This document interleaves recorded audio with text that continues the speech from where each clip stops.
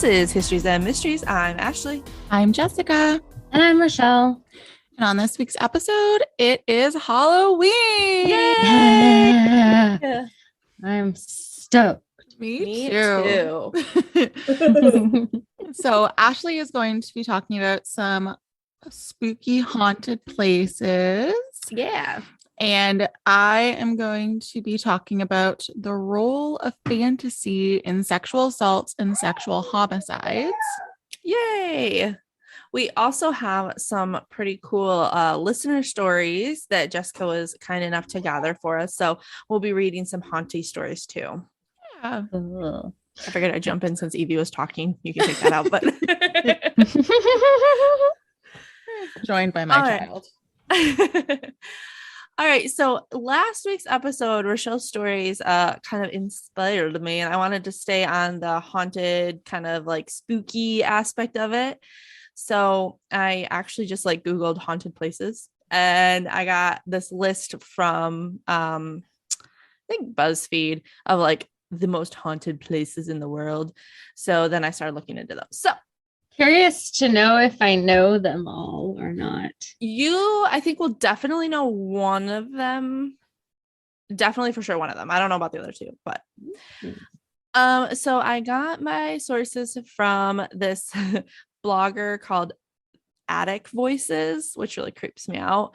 Her name is Maggie Kendall. And then the Castle of Good Hope website, Wild China, China Highlights, Washington Post, Bizarre Globe Hopper, and Censor This. So my first place is the Castle of Good Hope in Cape Town, South Africa. Oh, interesting. Have you heard of that one, either of you? No.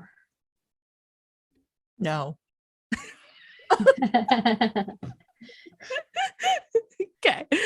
So this castle, I put castle in quotations because it's not like really a castle. But anyway, this castle is the oldest colonial building in South Africa. It was built in the 17th century by Dutch colonists who wanted to use it as a sort of like refreshment station on one of the Dutch East India Company's trade routes. So like they would stop here after, being on the boat. Like a prison. Yeah, it's not like super pretty. It's not like a castle per se. Like it literally looks like our prisons. Yeah. And funny you should say that, because throughout the years, it's been used for several things. First, this like refreshment station. It's been used for an admin center for the island, and then also as a prison, a garrison, a dungeon, and a torture chamber. So, in fact, one of the areas of the castle is known as the Donkergat, which translated means dark hole. It was basically a dungeon room with 0 windows, which at this time meant 0 light, because they didn't have like electricity and stuff. Many prisoners were tortured in this room, and it was even recorded that during the winter months, this part of the dungeon would fill up with 3 feet of water from the swelling ocean tides. So anybody that was chained to the wall during the swell would just be left there to drown. Oh, yeah. That's horrible. Isn't that awful?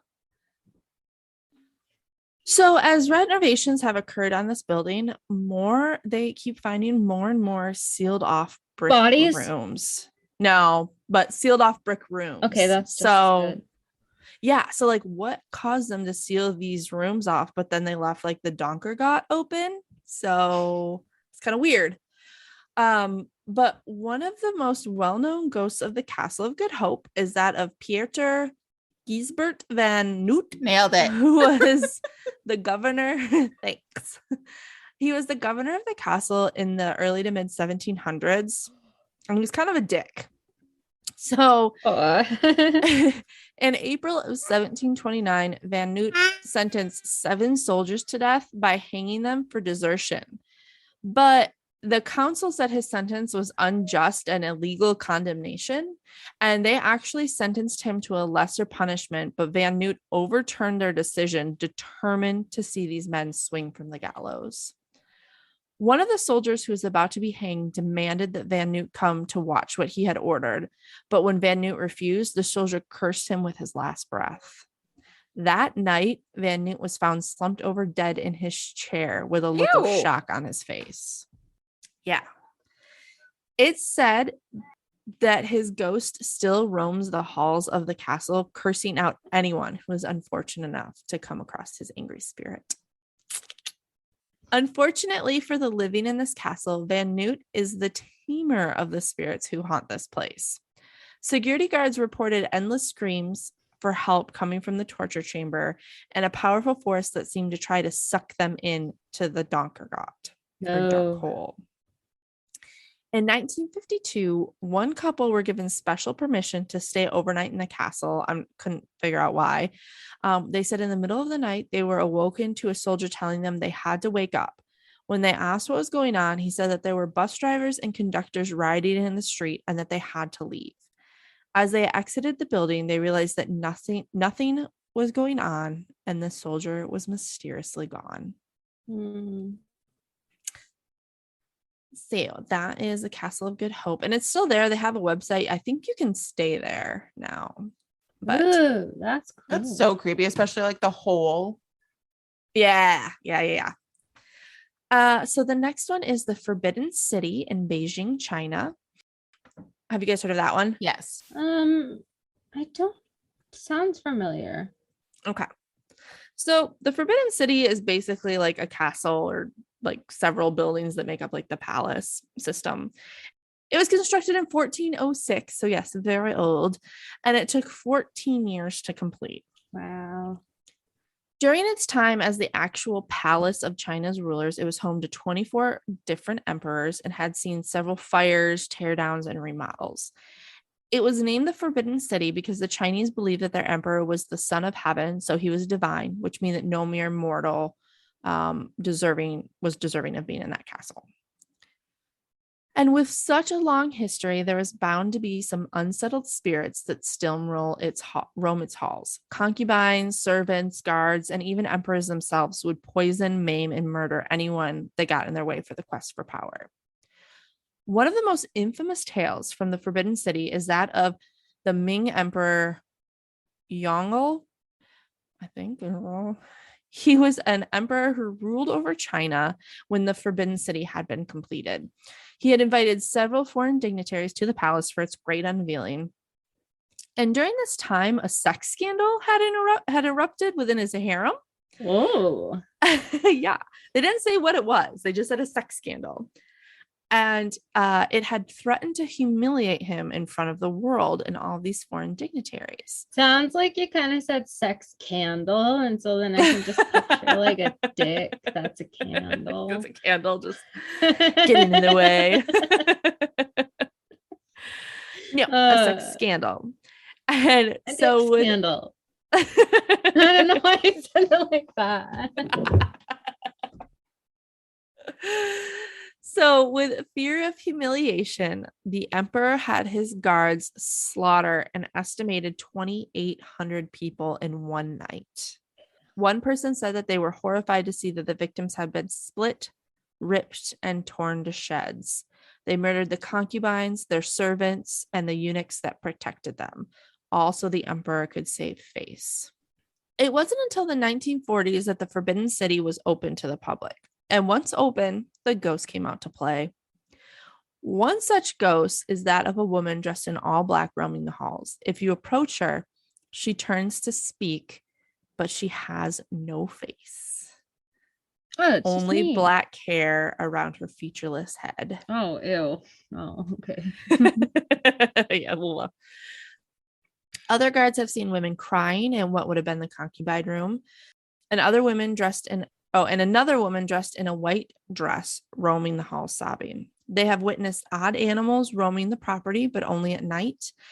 And up until 2019, the palace was not open for visitors at night. So most of the tales of hauntings are from the guards, which is why it was so hard to find any specific things. Did you say odd animals? Yeah.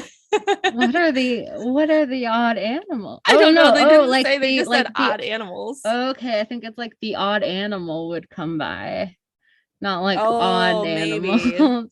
So I took it as what you did, they were odd animals. Like, what kind of odd animal? Yeah, you're probably right. It's probably the odd animal walk by. But there was one person who was able to go on a tour of the city. And this was during the day. And they said that each doorway had 2 gatekeepers on each side to keep evil spirits from entering. They're like statues. And each doorway had high steps that you would need to step over to enter the room. When asked, the tour guide said that ghosts can't jump, so these steps cause them to be trapped in the rooms. So Chinese, I guess, have like a really long history of believing in ghosts and that kind of thing. And they have a lot of like, I don't know, like respect for the dead and for the ghosts. And they have these like different superstitions. And so that's one of them is that they can't jump. Fun. I thought it was I interesting. mean, they can float through walls, but they can't jump. Can't jump. All right. The last one I have is probably my favorite. And Jessica has talked about it before on one of our episodes, but it is Poveglia Island. Yeah. So the history of Poveglia Island is long and brutal. It dates all the way back to the year 421, like just 421. It was inhabited first by people fleeing Italy from foreign invaders. And it was a great place because it was small, so it was easily defendable. And it was so small that invaders didn't really deal with it. They're like, meh, whatever. So these settlers lived here for centuries. And I guess they didn't have to follow the Italian laws or pay Italian taxes. So kind of perfect. Italy is the most expensive place to go to the bathroom. It costs Really? like €4 to go to the bathroom, like on Vienna or on Venice, on Venice Island. I haven't been to Italy yet, but Ugh, that sucks. it's beautiful. Yeah, I want to go really bad. But yeah, their public bathrooms are like notoriously expensive. Really? I was shocked when in Germany you had to pay for the public bath. I was like, you pay for public bathrooms? Everywhere in Europe. Even like when I Yeah. was in Poland in the Czech Republic, they at their gas stations, they have like somebody just sitting in a chair outside. You have to like give them money. Yeah, that's crazy. But they're nicer. Yeah, that's true. They do. Yeah. It does kind of pay for the upkeep. Yeah. So these people on this island were kind of like their own little country. And there's 2 kind of stories. So either because they didn't travel back and forth to the mainland, their population just kind of dwindled. Or another article said that they left due to war. But either way, during the 14th century, the island was once again free of humans. But in 1348, the bubonic plague began its ravage on the world. And at this point, it was killing 1 in every 3 Europeans. You know, it's wild that in like 600 years they're gonna be like talking about COVID. Like I this. know. It's gonna be crazy. The kids are gonna be learning about it in school and stuff. Yeah. But if you want to know more about the bubonic plague, you can check out our episode, our pandemics episode number 21. But because of this horrible death toll, Venice was sending anyone who was symptomatic or for sure had it to Poveglia Island. Am I saying that right? I think so. I always yeah. thought it was Poveglia, but I could be wrong. Poveglia. Poveglia? I don't think the cheese is prominent. Okay. Poveglia Island. Poveglia. And they would also I mean, it their might dead. be Poveglia because like I don't know. Other Italian words are like MG. I don't know. Yeah. It's either Poveglia or Poveglia. Sorry. Okay. 3 non-Italian folk. Yeah. Debating over the pronunciation of Italian. They would also ship their dead to be burned on the island. So in the center were these great piers where they would burn the dead bodies. Pyres. And the pyres, thank you. Great pyres where Great they would burn piers. the dead bodies. Pyres where they would burn the dead bodies. And they would also burn those too sick to protest. So they were still alive and they were dying and they would just throw them on there. So their soil is basically just human ash. Oh, I say that. Sorry. It's okay. I learned that Anyway. on Ghost Adventures. So in the center of the island, they were burning all these people. And then around the center of the island were those exiled, sick, and dying. They were smelling, inhaling, and seeing their soon-to-be fate. This was again conducted in 1630 when the plague once again burned through the city. After the plague dissipated and life was back to normal, Napoleon used this island to store gunpowder and weapons. It was again easily defendable and no one would try and steal off of there. But the new like kind of terror and haunting of the island would keep people away anyway, so he didn't really have to worry about people going on there. In the late 1800s, they then decided to put an asylum on the island because that's why not. And it wasn't one that was really meant for rehabilitation. It was more like a space to just confine people. There were even rumors that in 1930, a doctor at the asylum was conducting experiments on his patients. He would perform lobotomies using chisels, hammers, and drills without anesthesia. And then he would take some of his patients to the bell tower for other more sinister experiments. I looked high and low to figure out what kind of experiments he was doing, but I could not find it anywhere. Ugh. But eventually he went mad and he either leapt off the bell tower, killing himself, or some people say that patients pushed him off the bell tower. Either way, he died. That reminds me of a Supernatural episode.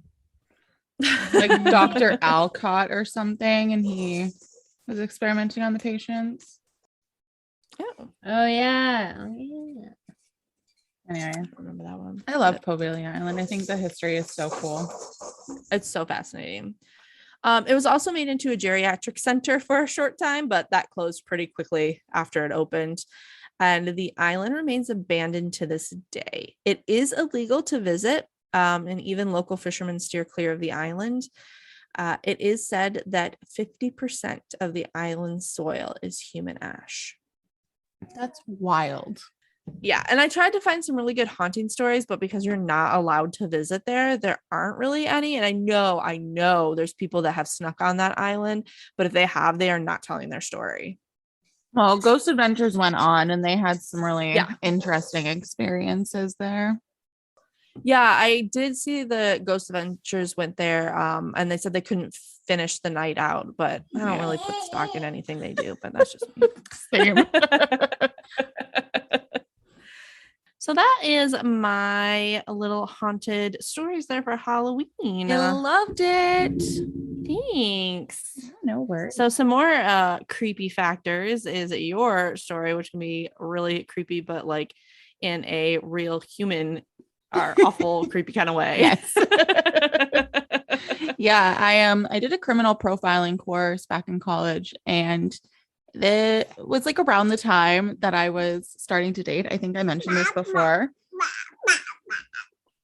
Featuring my child right now, apparently. I was just starting to date, but this criminal profiling course was focusing on sexual assaults and sexual homicides. And so it made dating really scary. So yeah, I bet.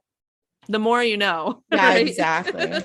So private mental imagery associated with explicitly erotic feelings accompanied by physiologic response to sexual arousal.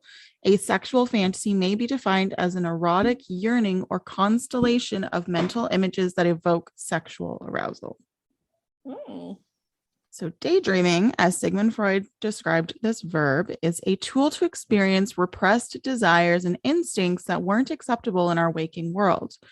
An individual's sexual drives, sexual fantasies, all begin in one place, the mind. We are all prone to daydreaming. Daydreaming is an escape mechanism for some and just a way to pass the time for others. When one daydreams and ultimately fantasizes, one is able to be whomever they want to be and can rehearse being the one in charge and the one in power, which ultimately leads to repetition of the crime. Mm. There is no end to the amount of time that they may spend in their fantasy, contemplating strategic ways to achieve satisfaction, or in this case, arousal.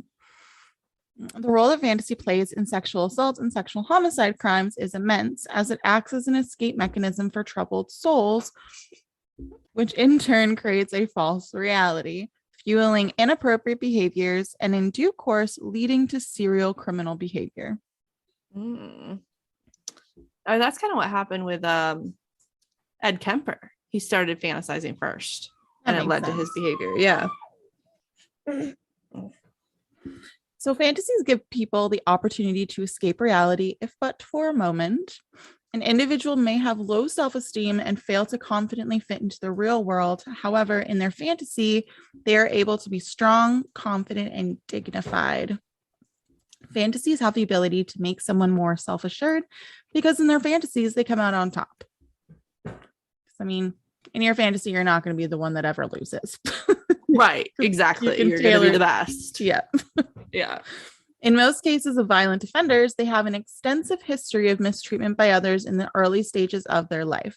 Caretakers, for example, which in turn created this need for an escape into their own mind, which kind of reminds me of Jeffrey Dahmer a little bit because his parents were always fighting.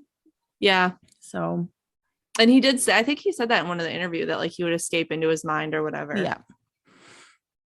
Over time, after repetitive mistreatment, coupled with a feeling of emptiness, one may resort to a pseudo-existence or a false or unreal existence. Over time, the person may turn to his pseudo-existence with increasing frequency when he feels stress, depression, or emptiness. And this leads to a dual identity, one, an associated reality, and the other, the secret identity in which he is able to manifest the power and control he would like over others. This particular type of fantasy thinking allows one to revert to this pseudo-existent identity, completely disassociated from what is going on around them, and becoming a more confident individual that is able to perform the fantasies he wishes upon his victims. In the case of Kim Standard, in which she was brutally raped, tortured, and murdered, one of the accused, Alan Plethery, stated in his statement, quote, "I kept spacing out," unquote. Oh. Do you have more to say about that, Oliver? Can you hear him? Yeah. Sorry. That's okay. Cute. Hi. So he was indicating that he was having this internal struggle with his pseudo-existence, and in this mental state was able to commit this heinous crime, wherein afterwards he was unable to recall most of the experience because it was blocked out in his pseudo-existence. Oh, interesting. Mm-hmm. Secondly, fantasizing allows an individual to rehearse their wildest sadistic dreams over and over again, allowing them to perfect and organize their plan to the very last detail for the time when they finally decide to put this strategy into motion. If this is the case, then why don't more offenses go unnoticed? This is due in part to the organized and disorganized offender profile. Those who are organized offenders will be more characterized by a fantasy life that drives their offenses than their disorganized counterpart. Therefore, those with a higher intelligence will more likely succeed in their fantasy and in real life when performing these acts against their victims, as they have the mental capacity to fully think out their plans and find the solution to certain problems that may arise. Further, in playing out the fantasy and perfecting it, the offender also has the capacity to select a modus operandi and signature or ritual in order to strengthen that sexual sadism. The more the fantasy is rehearsed, the more power it acquires and the stronger the association between the fantasy content and sexual arousal. This relates back to the previous point in which they escape into their pseudo-existence, and being an organized offender who fantasizes, this just strengthens that dissolution. Yeah. Perfect. Therefore, if the fantasizer does not have the mental capacity to be an organized offender and effectively organize their fantasy before it is executed, then the offense will not be performed adequately, because if the fantasy does not include how the act will be executed, when it will be, who it will be, and when it will and what will happen if a surprise comes up, then the likelihood that the attack will succeed is slim to none. And that always fascinated me, was like the organized and disorganized offenders, because I didn't really think about that as being a thing. So that was pretty interesting. Yeah, for sure. Lastly, the role of fantasy in sexual assault and sexual homicide. Oh, God.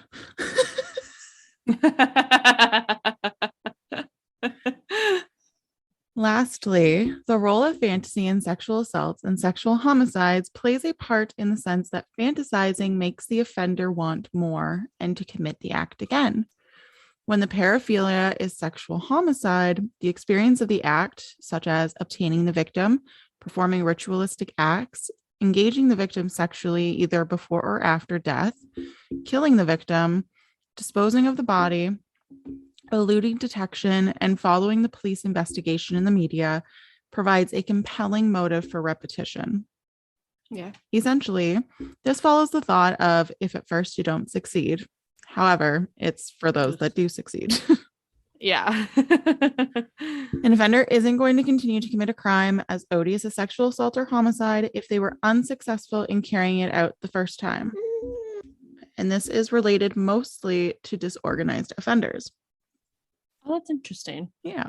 However, for those organized offenders that were successful, they are going to continue to execute their fantasies on those that are in the wrong place at the wrong time, or those that they pre-chose to commit these acts against. Their successes fuel the fire inside of them. It makes them feel indestructible, like they are on top of the world. Reference, following the police investigation, these offenders then have the opportunity to evolve their modus operandi and signature in order to elude investigators from catching them. This also adds to the excitement and the want to carry out those deeds more. If that makes sense. Yeah, it does. Okay.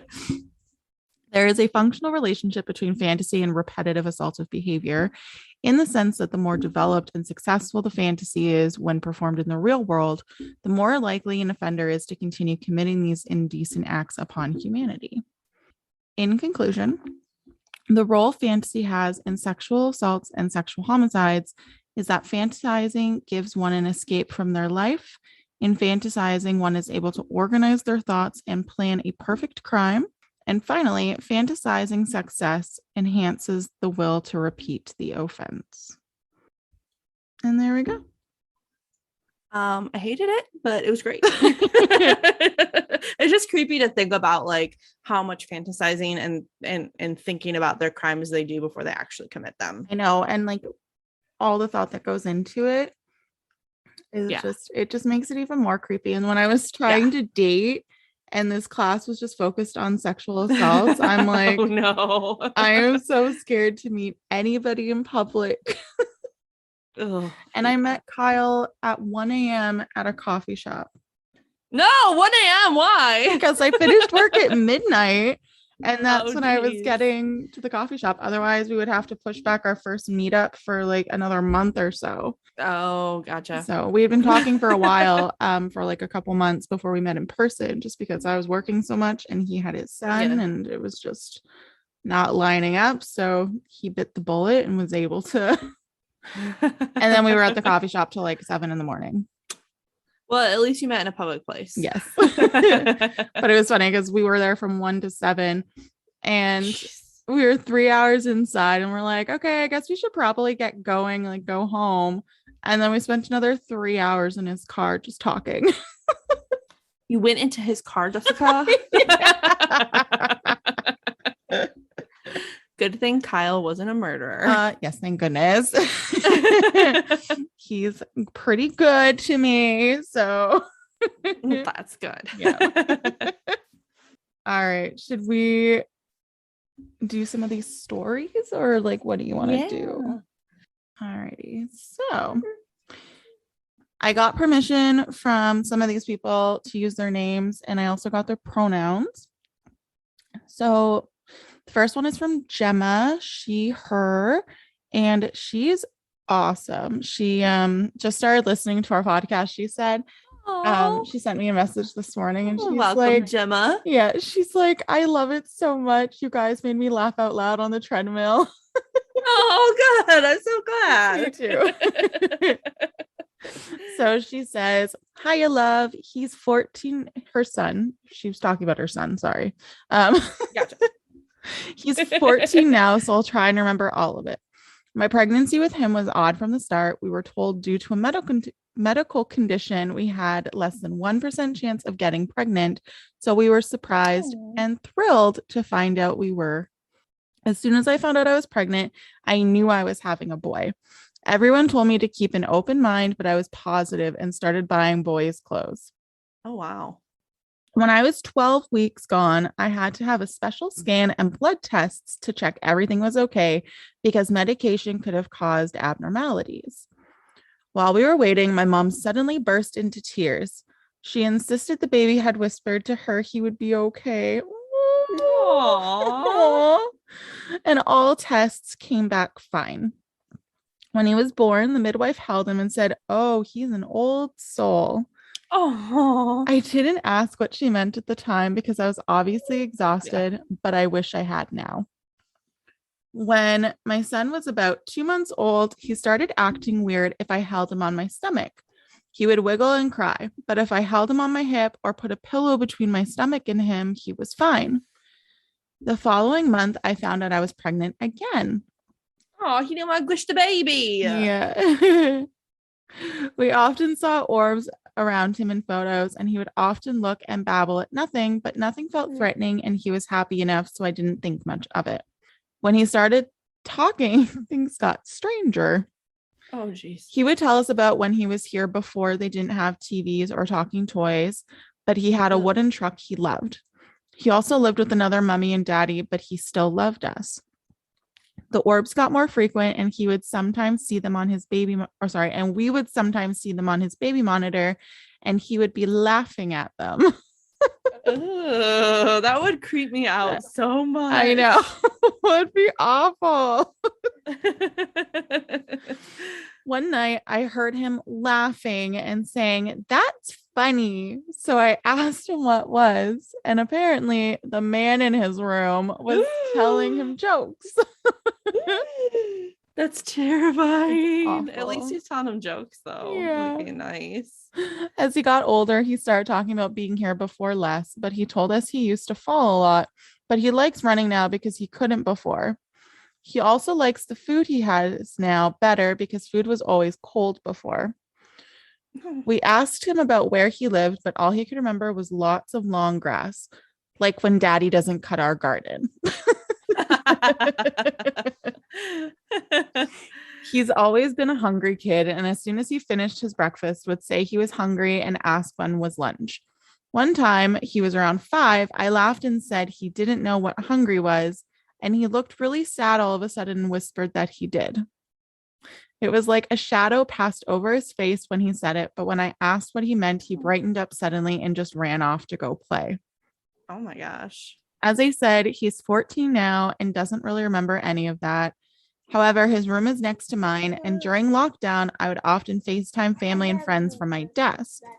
More than once, they would comment on things floating in front of Cameron's door, but nowhere else in the room. This was at different times of the day, and it didn't matter if the light was on or off, so it didn't really seem linked to that. And that's that. Oh, how creepy. I know. Thank you so much, Gemma. Yeah, that was awesome. That's super creepy. Yeah. That would terrify me. Yeah. I'm glad the ghosts were nice to him. Me too. But that would terrify me. Yes. And like telling jokes. That's always nice. Yeah. All right. I'll read the next one, and then we'll have Rochelle read a third. All right. So Jade, she, her. It took me years to put the details together. It happened in Centerville, Utah. My parents lived in those townhomes at the time. It was my parents, me, and 3 of my younger brothers. The afternoon of the day it happened, I remember these sales guys coming to our door. I can't remember what they were selling, but I remember they kept pushing my mom to buy into it. She kept turning them down and finally got them to go away when she told them that she would have to discuss it with my dad, who wasn't home at the time. My mom left me and my friend there alone, which wasn't a big deal. My grandma lived in the same neighborhood as she ran errands later in the day. The same guys that were there earlier in the day came back asking to speak to either of my parents. I was stupid enough to tell them that we were home alone. I mean, what kid isn't, right? But didn't think much of it. They left after I had told them that. We had a trampoline outside and a zip line leash thing that let our family dog have space to run, but still kept him from running off. We decided to go outside and jump on the trampoline, leaving the dog inside. All of a sudden, our dog started going crazy, barking and hitting the glass door that was between him and the outside. Me and my friend thought he just wanted to go outside with us, so we brought him out and put him on his leash, but he stared, going crazier, running back and forth and growling and barking. Me and my friend finally got spooked enough to call my parents. We explained what was going on, and my dad ended up calling the police. Oh, I just like read ahead and it's horrible. The police found multiple men hiding around our neighborhood, waiting for the perfect time to kidnap us. It's hard to believe. I thought maybe my little kid mind made it up, but I reached out to my friend a couple years later and asked her if she remembered that night, and she said yes, it was one of the scariest nights she has ever been through. Oh my gosh, Jade. Isn't that awful? That's terrifying there. And Jade said she was also going to start listening to the podcast. So Oh, thanks, Jade. Hi, Jade. Jade. But yes, absolutely terrifying. Like, could you even imagine? Oh my gosh. I couldn't even handle that. No. All right. And then I almost said Jade. Rochelle is going to read one more. All right. So this next one's from Maya, whose pronouns are they, them. Hey there. As per Facebook, here's my spooky haunted doll story. Ooh, I hate doll stories. They creep me out so much. And I haven't read this one yet because I was excited to like be surprised on the podcast. Oh, it's a long one, but I promise it's worth it. Yes. I collect dolls. It's creepy. I know. Most of my friends and family find ways to pawn dolls off on me because of this. In my senior year of high school, my friend said she had a doll for me. More specifically, a haunted doll who would walk across her room at night Ew. and try to escape the closet if you hid her in it. Oh, No, thank you. Now, my friend and I have been friends for a long time. However, she is the type of person who says things just to rile you up or likes to tell stories. I figured this was one of those times and she just didn't want this doll anymore and knew she could freak me out. Either way, I said I would take it. Eventually, she brings me the doll while I'm at school. She was a ceramic doll with blonde, tightly curled hair and a blue dress with white lace and matching white socks and shoes. Sounds cute. Yeah. Sounds terrifying. Her right shoe was missing. Ew. The doll also apparently wound up and would play Frere Jacques. Oh. So I take this doll from my friend and stuff it in my backpack and think nothing of it, then bring her home and set her on my bedroom shelf carefully amongst my other dolls. Everything was fine and dandy for a while. Then, from time to time, a few notes of music would come out of her. I thought nothing much of it. She's an old doll. It's bound to happen. However, more things started happening. Our kitchen cabinets would bang and knock, which we attributed to the cat headbutting them, a clear choice. It's always the cat. It's always the cat. I started to have this sense of dread every time I got back to the house and didn't want to enter. At night, I would listen to the knocking go around the house and around my room and would just try and will it away. Now, around this time, I went away to college, started to forget that the doll might be an issue left at home. My mom called me one day and she said she was home alone and heard little feet like a child running back and forth downstairs. Oh my God. She also started to hear the knocking noises and the footsteps around her room. This went on the whole time I was away at college until I got home. When I got home, that dreaded feeling came back.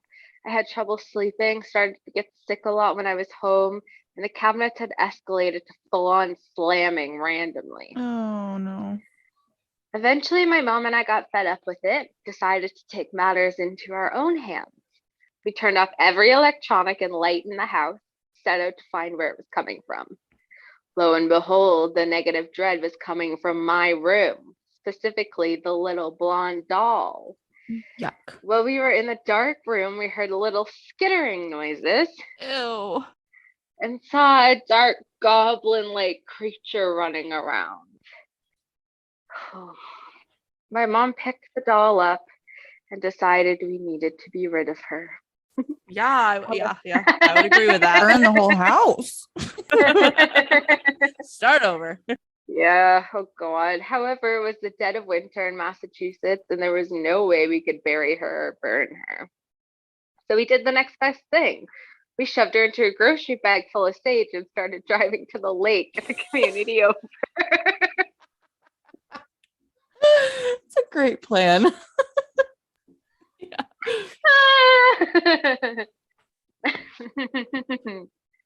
The whole time we were driving, we'd be overcome with dread and nausea and waves. It was a full panic attack at times that went in as soon as it came. I started to have scratches down my arms where I was holding the bag on my lap. We pulled up to the neighboring lake and hiked out to the beach. My mom took the bag and chucked it out as far as she could in the water. The doll immediately floated back to shore. Ew. Oh my gosh. We panicked, possibly screamed like little girls, and opened the bag and started to fill it with rocks. Oh my gosh, like a dead body. After we decided it was duly stuffed with rocks and sage, we took the bag and chucked it out into the lake again. It hovered on the surface for a bit, bubbling, then eventually started to sink down. As soon as it was below the water, we got back in the car and left. As we headed home, I could feel the same dread from time to time and that hot scratch feeling. Ugh. However, it slowly faded away by the time we got home. Once we pulled in, the house had a new feeling to it. We never heard the little scampering footsteps or slamming cabinets again. I still do worry that someone might fish up the bag with the doll one day. I also worry about her one missing shoe. Sorry for such a long story, but it's the best one, and the best one I have, and absolutely gives me chills each time I tell it. Sincerely, Maya. Whoa! Ew, thank you, Maya. That was terrifying. I loved it. I Thank you, hated Maya. it. Oh my gosh, that was awful. And they can't even like be mad at their friend because their friend told them it was haunted. Yeah. Yeah. Oh, That's kind of sneaky though, because they did say their friend is like a Yeah. Oh gosh. I hated it. All right. We've got That's two great. little small ones left. Jess, you want to read those? Yeah, for sure. So one of them says, so I have premonition dreams and I predicted my breakup with my ex. He didn't believe me then when it happened, and I reminded him, and he was speechless of the accuracy.